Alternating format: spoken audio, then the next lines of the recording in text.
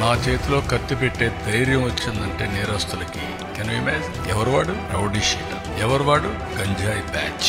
ఎంత కొవ్వెక్కుందండి మీకు? మీకు తల్లి లేదా? కూతుర్లు లేరా? మీ భార్యలు లేరా? What are you talking? అంటే పోయి 15,000 మందిని పెట్టుకొని రౌడీలు చేస్తారా? Be careful. Right time I will place before you with documentary evidence.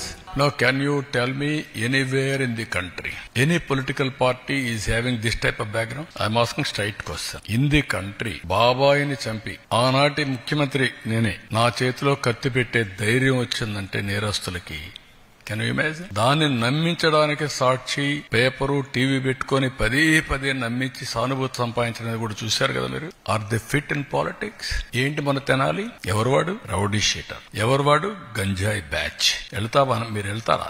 ఎన్ని గుండెలుండాలి మీకు? ప్రజలు మీకు సపోర్ట్ చేయాలన్నా? ఇంకొక పక్క నిన్న పొగాకు. ఏంటి నీ పని? బాధ్యత లేకుండా పోయి ఒక 15,000 మందిని ఎసగిపోయి ఇక్కడ ఏం చేశారు? అమరావతి, దేవతల రాజధాని అమరావతి, ప్రజా రాజధాని అమరావతి. వేశ్యల నగరం ఇది.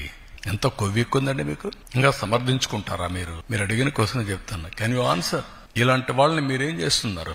మీడియా. మీ ఇంట్లో ఆడబిడ్డలు లేరా? మీకు తల్లి లేదా? కూతుర్లు లేరా? మీ భార్యలు లేరా? What are you talking? మనకు బ్లడ్ బాయిలింగ్ కాలేదా? ఇలాంటి వాళ్ళు నిన్న దాన్ని డైవర్ట్ చేయడానికి పోయి గొడవ చేస్తారా మీరు?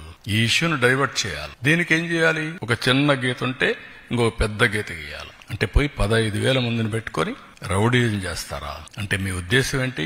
నేరస్తులు రాజకీయ ముసుగులో చేస్తున్నారు కాబట్టి మాట్లాడితే రాజకీయ నాయకులపైన యాక్షన్ ఎవరి మీద తీసుకోవాలి? రాష్ట్రానికి లా అండ్ ఆర్డర్ ఎవరు క్రియేట్ చేసినా బీ కేర్ఫుల్. హెచ్చరిస్తున్నా, నేనెప్పుడు భయపడలా.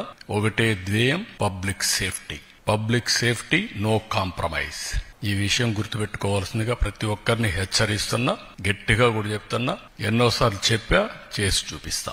11 సీట్లతో బుద్ధి చెప్పిన తర్వాత కూడా బుద్ధి మారకుండా ఏ విధంగా వీళ్ళు అడ్డపడుతున్నారో రైట్ టైంలో I will place before you with documentary evidence. అది ప్రజాద్రోహం.